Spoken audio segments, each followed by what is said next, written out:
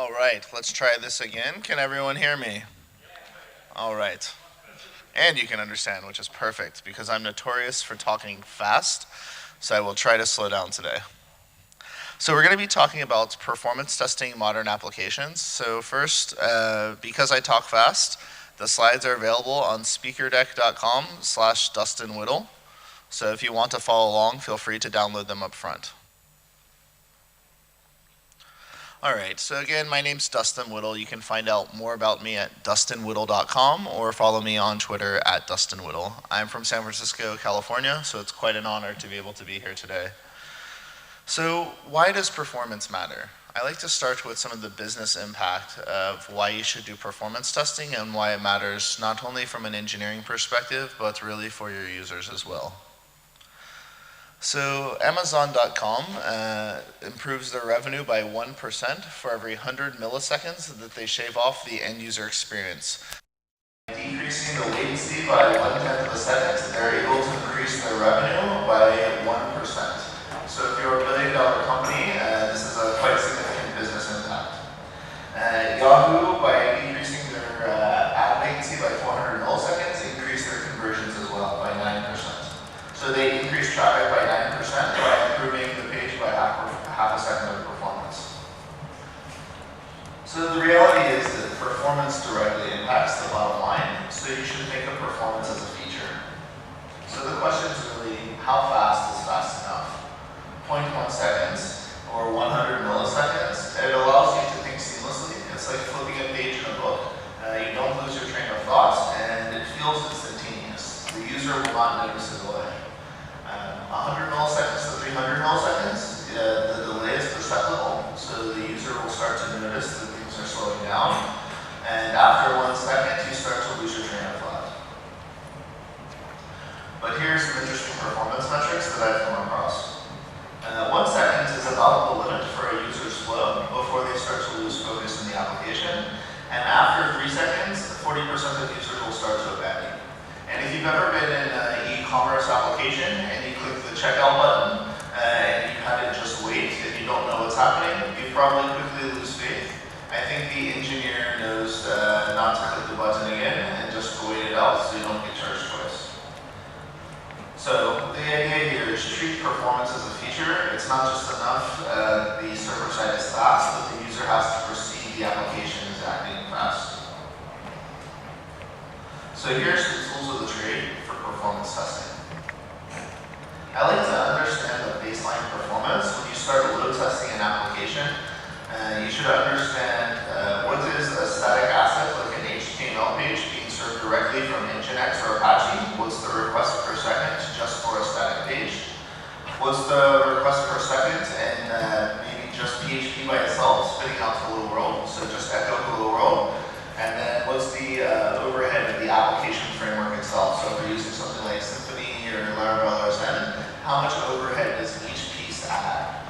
So I like to do these load tests from a static assets, from just PHP, and then using my framework inside of the application. So you can test each one of these independently, and then I'll talk about some tools that you can use to do this. So if you've ever installed Apache, given most people here are using PHP, you've probably set up on PHP and Apache, you have access to Apache Bench. Apache Bench is a very easy utility for load testing applications. So here you can run Apache Bench -C for concurrency and -T for time. And the idea here is I want to load test one concurrent user for 10 seconds for this URL endpoint. So when you want to just load test a single endpoint, you can use Apache Bench to quickly figure out the performance of just one API endpoint. So in this case, we do that for one concurrent user. Running this command, we get an output that looks like this. So what we can see is we have 18 requests per second, and the average latency per request is 53 milliseconds. Now, in the real world, you don't have one concurrent HTTP user, you have many concurrent HTTP users. So this is just an example test. What you can do is continuously increase the level of concurrency until you max out the machine. So we'll do that again now. So here we have Apache Bench -C10. So now have 10 concurrent HTTP requests for 10 seconds, and we'll run this in benchmark mode against this application. So we're going to run 10 concurrent users as fast as possible across this URL and see the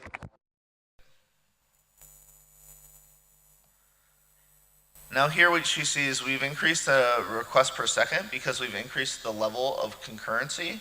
So now we have 65 requests per second, but the time per request has gone up.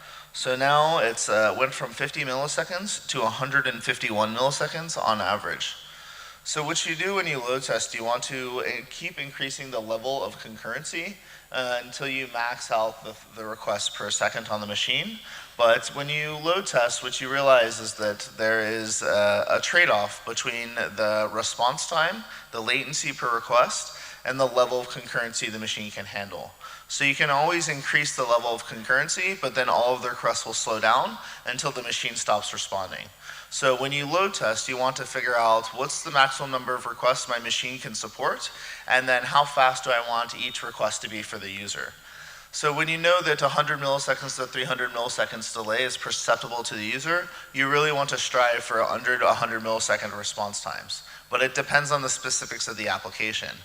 And the home page might be highly cached, whereas if you have a checkout function, you have to talk to a payment processor, a shipping provider, you have many more services, so the performance is going to be different. It doesn't always make sense to just load test a single endpoint. You want to load test user scenarios. A user doesn't just go to the home page and refresh. They go to the home page, they sign up for an account, they add to the cart, they view products by tags or categories, and then they check out. So you want to understand what the performance of each transaction is, and then how you can understand the performance of the application as a whole. So Apache Bench is quite simple to use. I've shown a couple of simple examples, but for server-side testing, I prefer Siege. So Siege is very similar to Apache Bench. This is the same command that we ran earlier. In this case, we want to have Siege with a level of concurrency of 10, so 10 concurrent users for 10 seconds. And then -B means benchmark mode. So we want to have no delay between the requests. We want to immediately spin up as many machines, as many HTTP requests as possible. And we'll get a similar output after running this command that looks like this. So here we can see, again, we have about 65 transactions per second, and then the average latency is about 50 milliseconds. So you can keep increasing the level of concurrency with Siege until you hit the maximum for your machine. But what happens when you need more than one machine? By a show of hands, how many people have production applications that are more than one server? Right. So the idea is when you have a real production application, you need to be able to generate more requests than a single machine can generate. So how can you run a distributed load test? So this is one of my favorite libraries to talk about because it's called Bees with Machine Guns. Because they're bees with machine guns. Okay. Okay, so Bees with Machine Guns is a utility for arming mini bees to attack targets, where that means spinning up EC2 instances in Amazon Web Services to load test applications. So when I want to generate 10 concurrent requests, or even 100 or 1,000 concurrent requests, I can do that off my MacBook Pro with a good internet connection.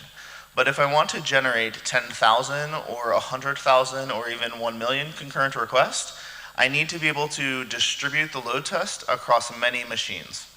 So Amazon Web Services is a cloud service that allows you to spin up server instances so that you can load test your applications using Bees with Machine Guns. So Bees with Machine Guns is a Python library, so you can install it with pip. So you can call pip install Bees with Machine Guns, which is really just sort of fun to type. And then you need some credentials from Amazon Web Services. So if you haven't used Amazon Web Services, you can get a year's support for free. So if you go to aws.amazon.com/free, you can sign up and you get a key and secret. In order to do this demo, you have to have a key access key and an access key secret. So here you simply configure this in the Bodo file, and then you can pick a region for EC2. So Amazon has regions all around the world. You can pick a region that makes sense, or you can even pick multiple regions.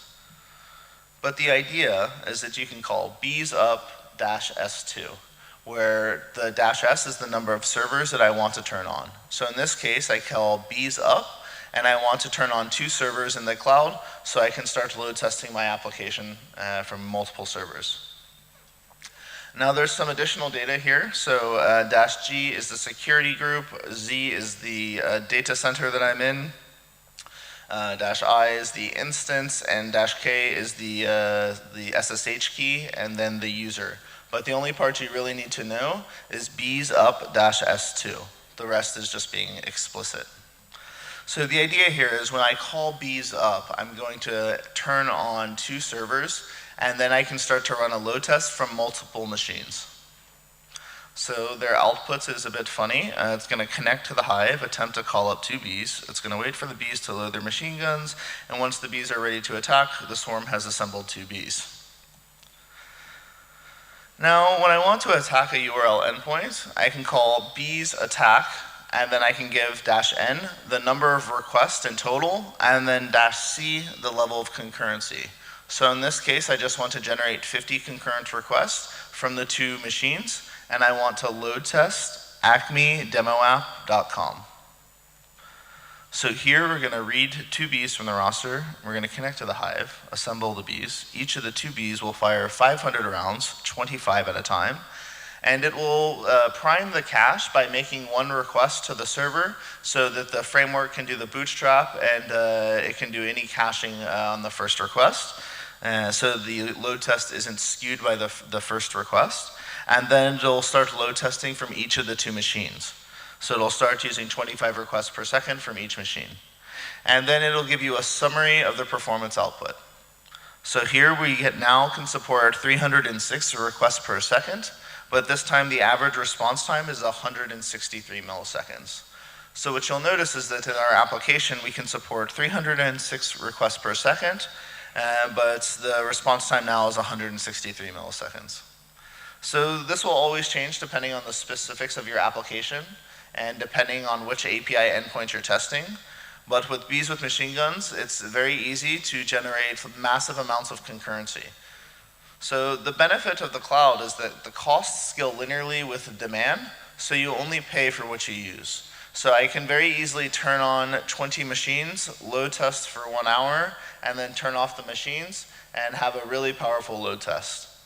So again, if I want to increase the concurrency, now I can change -C50 to -C1000 and generate 1,000 requests per second. Or even if I wanted to, 10,000 or 100,000.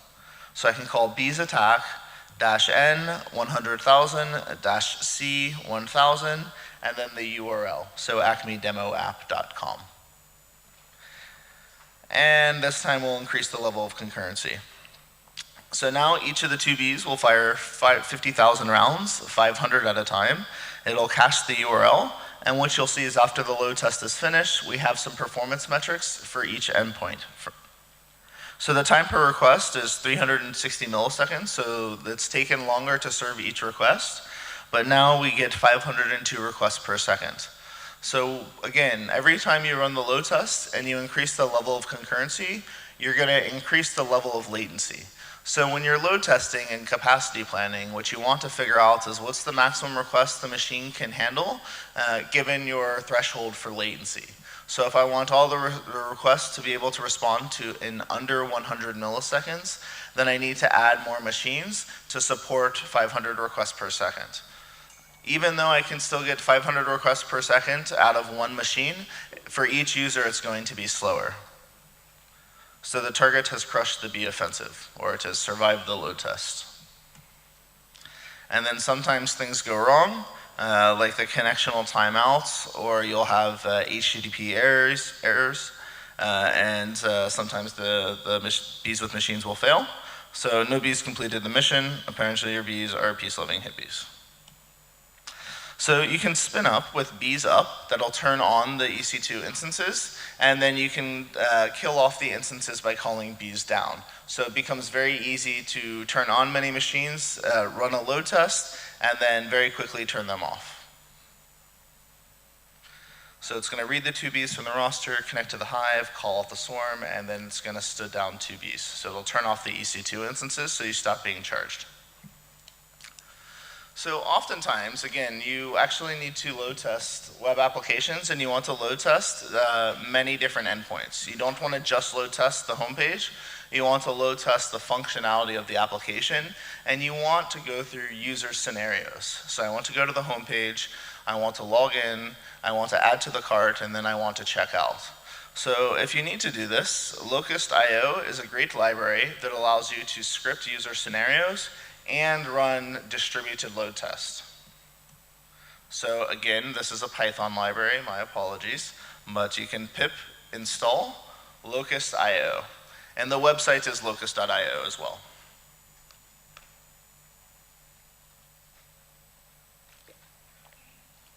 So the idea here is that I want to create a set of website tasks. So I want to be able to script user interactions. So in this case, I have a very simple example.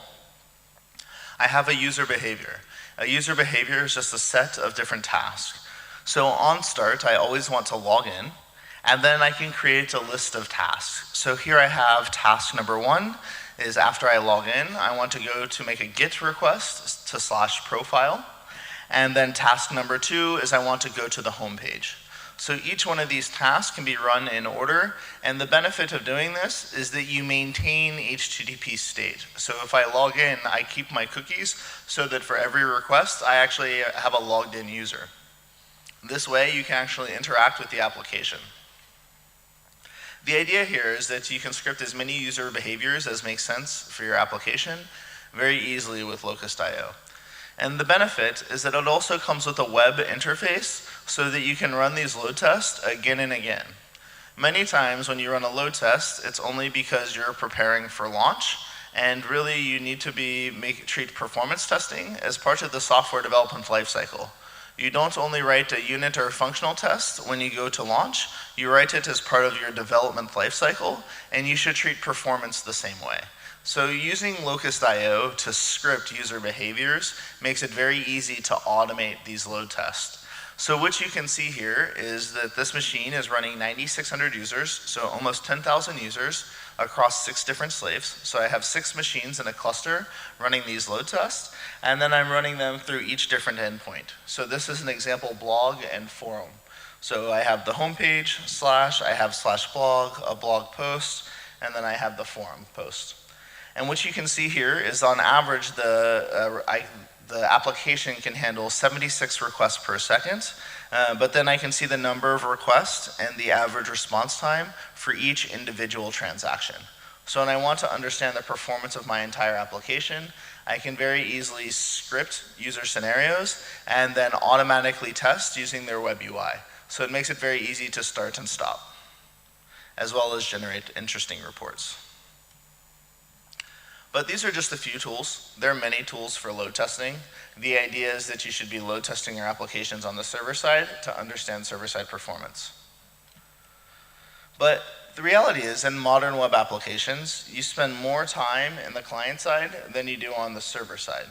So you spend more time in the browser waiting for the page to download CSS and JavaScript, waiting for the browser to paint the page and for the application to become usable, than you do waiting for PHP to respond with the HTML. So PHP might respond with the HTML in 100 milliseconds, but the user cannot use the application for 2 seconds.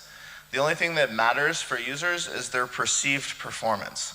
So there's some tools to optimize performance on the client side as well, because it's as important as understanding server-side performance. So Google PageSpeed Insights is a great tool that allows you to get performance insights for how to improve client-side timings, client-side performance. So it's available at developers.google.com/pagespeed. And you can type it in as a URL and get a report back, or you can run it as a Chrome extension as well, which I'll show in just a second. If you don't have, if you can't change your build and deployment process, there's Nginx PageSpeed, which is a module for Nginx, and Apache PageSpeed, which is a module for Apache, which will rewrite the response in real time. So it'll add caching headers, it'll minify your CSS and JavaScript automatically without you actually having to make any changes to the code. But it's always better to fix as part of your build and deployment process.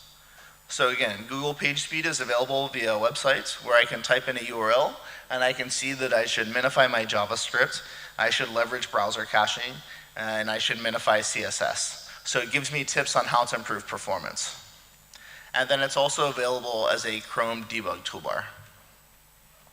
And if you want, you can npm install PSI, or PageSpeed Insights, and then you can run this from the command line as well.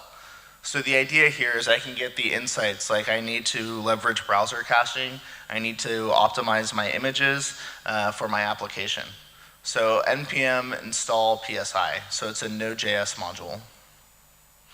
And the idea here is that you should automate the performance testing as part of your build and deploy process. This isn't something that you should do once. It's not something you should do at runtime. It's something you should do as part of the software development lifecycle. So by a show of hands, how many of you find out about a problem because a user complains to support? Yeah. And then how many of you actually have monitoring to find out exactly what's gone wrong? So the idea behind running performance tests is that you want to break your machines by generating massive amounts of concurrency, but in order to get interesting information, you need to instrument the applications. So you should instrument everything, your code, caches, databases, queues, third-party services, because when you generate a load test, you want to see what actually breaks in the back end. Is it your application server? Is it the database? Is it the PayPal API or some third-party service? So there's no shortage of monitoring tools, but the idea here is before you start running performance tests, you should be instrumenting your applications and instrumenting your databases so you know when you run a performance test exactly what breaks. So track performance in development and production. The last tool that I like to mention is webpagetest.org. So webpagetest.org makes it easy to test the web page from any browser, from any location, over any network condition. So here you can go to webpagetest.org and you can type in a URL and you get an output that looks like this. So if you've used Chrome developer tools, you'll see exactly what the loading looks like. You get a video of the rendering, and then you get a screenshot of the rendered page. So you can also use it for QA. And the reason this is important is because it's very difficult to test from many browsers from many different locations. It's often difficult to, performance looks fine on the server side, but then all of your users in Australia or all of your users in a certain territory are having a problem. And then the last thing is sitespeed.io. So sitespeed.io is an NPM tool, so it's a Node.js package. You can install with npm install sitespeed.io, and then you can run performance tests. So you can run sitespeed.io and then give it a domain, and you get an output that looks like this. So you can see which requests don't have compression, which don't have caching, how many DNS lookups, how much time negotiating SSL, and then you also get client-side timings as well. So how much time on the server side, as well as how much time is spent in the browser. And you get very detailed metrics across all of the client side. So there's many tools that make it available. You can use open source tools or you can use commercial tools. The company I work for does performance monitoring, but they generally all provide either visibility into what's going on the server side, what's going on in the client side, and then when you're having problems, they can tell you exactly what's going on. So the reason you want to run performance tests is to figure out what breaks. The only way you can know what breaks is if you have instrumentation. You can use open source instrumentation or you can use commercial instrumentation. It doesn't matter, but you should make sure that you have something in place so that when you run your load test, you can understand what's going on. And then finally, sometimes it's easier to use a service than it is to write code. So here are some services for also load testing from the cloud. If you just want to run a quick load test, you can use Apika. Apika makes it very easy to run a load test from many locations around the world. If you want to load test a single endpoint, Blitz.io is quite easy to generate 10,000 requests per second for a single endpoint, and they'll give you a performance report. So again, you can use open source tools that I mentioned earlier, or you can use commercial tools. It doesn't matter, but you should be doing load testing. And then if you need to load test mobile applications, if you need to load test complex applications, I highly recommend BlazeMeter. So don't just test for success, test for failures. Oftentimes, things don't, at some point in life, you realize the world is an imperfect place, that hardware will eventually fail, and that software will eventually work, but you should test for failures. And the idea here is what happens if you lose your memcache and you have a surge of requests to the database? What happens if you get rate limited by a web service that you use? Does the machine fail? Does it just block on the connections? Or do they queue? Do they retry and exponentially back off? You won't find these performance problems unless you test for failure scenarios. So just to recap some performance best practices. Treat performance as a feature. Capacity plan and load test the server side. Optimize and performance test the client side. Again, in modern applications, you spend more time on the client side than you do the server side, so it's not just enough to load test the servers. You need to understand what happens in the browser as well. And then instrument everything. You can't understand the change or how you're improving or making things worse unless you have some level of instrumentation. And don't just do this in production. You'll only find out when it's too late if you just do this in production. Do it in development and in production. And then measure the difference of every change. It's not just new application code. If you upgrade your database, you upgrade your framework, upgrade your version of PHP, you move to a different data center, you upgrade your operating system, all of these changes affect performance. So make sure you test for each one of these as well. And then automate performance testing in your build and deployment process. And then finally, understand how failures impact performance, because eventually things will break and you want to know how your applications respond to see how resilient they are. So the last note is that the protocols are evolving. Today's best practices are tomorrow's anti-patterns. So the idea here is in HTTP 1 world, you need to concatenate your CSS and minify your JavaScript. You want to sprite your images, maybe you use domain sharding. But in the HTTP 2 world, the protocol has been built to support modern applications, so some of these things will hurt you in the future. There's a great book by Ilya Grigorik on high-performance browser networking, and you can get it for free at this URL if you're interested in performance testing. And that is all I have for you, so I'd like to open it up for any questions.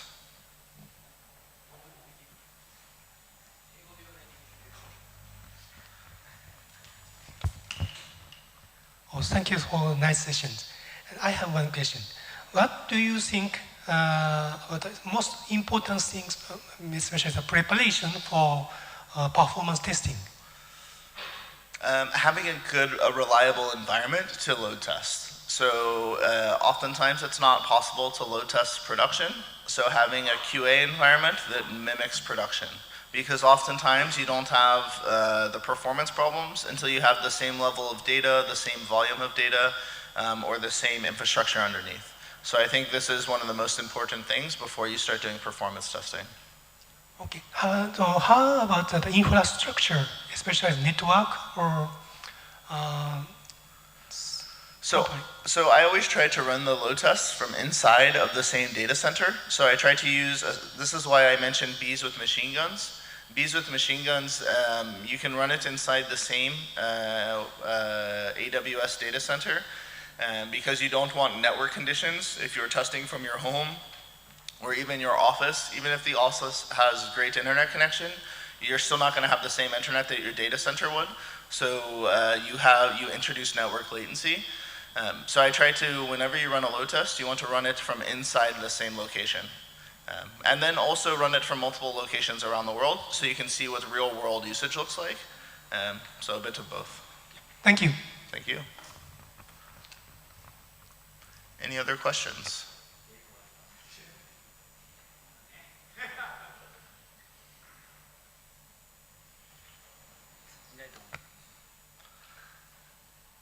right, well, thank you very much for your time. I'll be around for the rest of the day, so if you have any questions, please feel free to reach out.